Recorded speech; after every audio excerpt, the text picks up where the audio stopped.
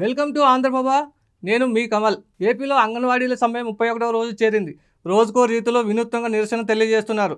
రాష్ట్ర ప్రభుత్వం ఎస్మాను ప్రయోగించిన విధుల నుంచి తొలగిస్తామని షోకాజ్ నోటీసులు జారీ చేసినా తమ ఆందోళన కొనసాగిస్తూనే ఉన్నారు.